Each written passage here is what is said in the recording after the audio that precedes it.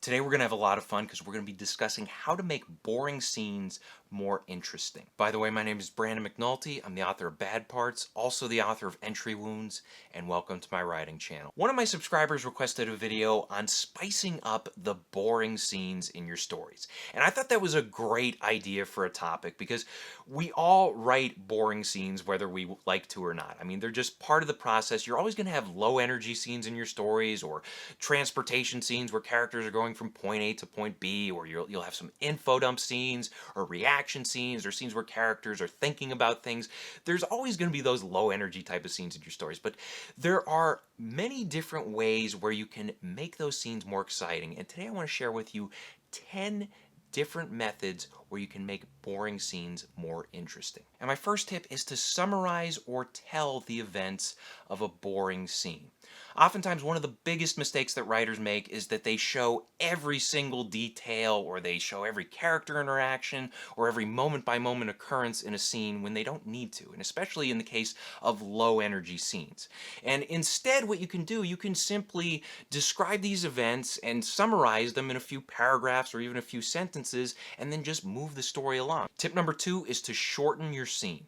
And this may sound like obvious advice, but the key thing to take away here is that you want to start your scene as late as possible and you want to end it as soon as possible. Sometimes when you look at one of your long, boring scenes, you can say to yourself, okay, well, maybe I can actually start it 2 pages into where it is now, and maybe I can end it half a page shorter than where it ends right now. And sometimes that can save the momentum, that can really boost your scene overall. Tip number 3 is to combine 2 boring scenes into one.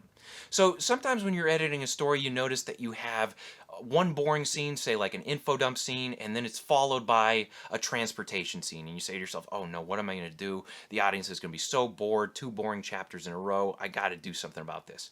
And one of the best ways to solve this problem is to take those 2 scenes and combine them into one. So, for instance, you might have, instead of just like these separate scenes, you might have a driving scene in which maybe somebody is giving an info dump. Like maybe you have 2 characters sitting in the car together, and the driver points out different things for some world building purposes. Oh, see that building over there? That's where the cannibals live. And you see that store on the corner? That sells the best machetes in town. And oh, look, we're right at our destination. Now we can move on with the story. Tip number 4 is to change the point of view character. Anytime you have a scene with multiple characters and you're willing to write that scene from any character's perspective, you have the option of writing that scene from the perspective of a character who has the most to lose or who has the most at stake. And that can make things very interesting. And let me just give you an example of this. Let's say we're writing a scene and we have a situation where a group of teenagers are sitting and watching a boring movie together. So that's a very low energy scene. And we could write that scene from the point of view of any character, and maybe we could write it from the point of view of a character who's just watching the movie and feeling bored. On the other hand, however, we could write this scene from the perspective of a character who is romantically interested in another character. For instance, maybe we have a guy who's sitting next to a girl he's interested in. And while he's watching this movie, his mind is going crazy because he's got all this internal conflict. Should I say something to her? Should I crack a joke, try and make her laugh? Should I put my arm around her? Should I brush my shoulder against her? What should I do? And this kind of inner conflict can make an otherwise boring scene a lot more interesting. Tip number 5, and this is a very easy one. Tip number 5 is to change the weather. And anytime you have a scene where nothing is really going on, it's just boring and the atmosphere is just dull, one of the things you can do is just switch the weather. For instance, if you have a boring sunny day, switch it to a rainy day, or turn it into a blizzard, or turn it into a windy day, or any other number of weather conditions that can make things a little more interesting. And remember that different characters will find different weather more concerning. For instance, if you have a character who's driving somewhere and they hate driving in snow, and then all of a sudden it starts snowing and the snow is really coming down, that's going to make things intense for them. On the other hand, you might have a character who loves to go for walks on cloudy days because they have fair skin. And then maybe they go for a walk, and halfway through their walk, all of a sudden it gets sunny out, and then next thing you know, they dig through their purse and they find that, oh, they forgot to bring their sunblock. So all of a sudden that sunny day is a threat. Tip number 6 is to introduce a dilemma as soon as possible. And this applies to reaction scenes. Now, I've talked on the channel before before about how there are two types of scenes. You have action scenes where a character has a goal and they face conflict, and eventually they either achieve that goal or they face disaster. Usually they face disaster in most cases.